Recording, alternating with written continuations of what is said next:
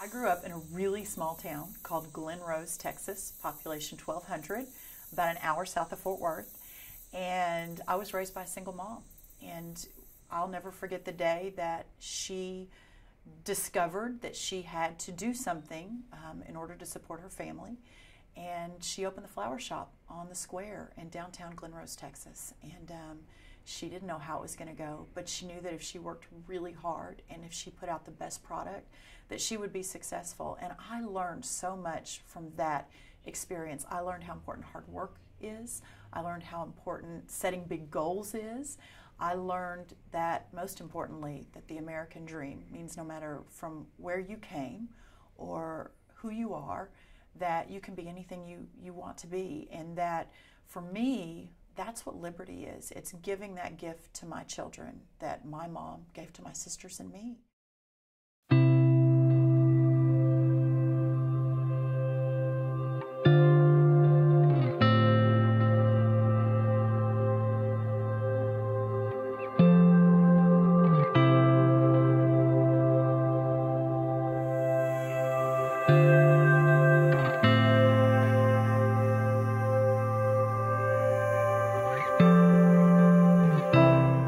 Working in TPPF in the fall of 2008.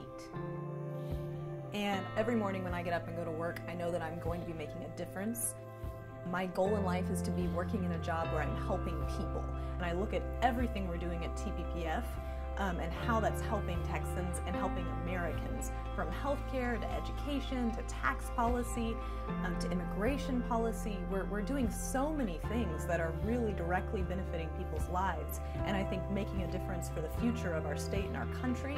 And I just haven't found a way to impact other people in such a way as I can right here at TPPF. Well, a typical day at TPPF isn't a typical day. I guess that's the only way to answer the question, because different things can happen depending on the news cycle, depending on the people who come by the office, depending on the phone calls and emails that come in. So I could be doing anything from very quietly, calmly researching and reading through big government tomes and reports, to going on to the local news or doing an interview with NPR or Texas Public Radio, to going to speaking events, participating in panels, going to the Capitol. It's made very special because everyone is committed to the mission. That makes so much difference when you're trying to change the world, as Brooke tells us very frequently. We are trying to change the world.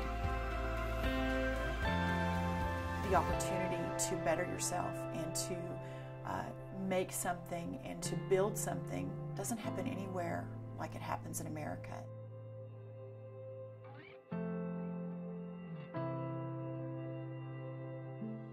My day is pretty crazy. Director of Communications at TPPF, but I like crazy. I work closely with our VP of Communications to promote our research and what we are doing at TPPF. And then we're in charge of disseminating it to the world and spreading the message to the appropriate spots, be it in Texas or to national outlets. We're getting real world results. The reforms that our policy analysts have drafted and nurtured and encouraged and supported and testified about, they're real law now. The droves of people coming from California and New York and Illinois, it just shows you why what we're doing is so important and why what Texas is doing is so important. We really get to think about those big ideas and make those ideas happen. And in many other places you don't get to do that. I thought about going into academia for a while and continue to think about those big ideas, but the problem is it's hard to get those big ideas into action and where it's actually going to affect people. And my whole goal in life is to help people. Texas is really where I think the future of the conservative movement and the liberty movement is going to take place in the next few years. I mean, you look in DC and you're realizing that government's hit a standstill. So you have to rely on the states And you're not going to get that type of policy action unless you have models to work with. And Texas has proven to be a great fertile ground for having liberty-minded, free market ideas and seeing them go into action. Texas Public Policy Foundation is a crucial part of pushing back and restoring the proper balance of power between Washington, D.C. and the states. One of my favorite quotes is that eternal vigilance is the price of liberty. And looking back over the last 11 years, I don't think I realized 11 years ago exactly what eternal vigilance really meant, but it's true. Our team of freedom fighters and patriots literally work 7 days a week around the clock to preserve our Texas. Our model in Texas of limited government and low taxes and opportunity for all is in direct contradiction to what is happening in Washington, D.C. and many of the other big states around the country.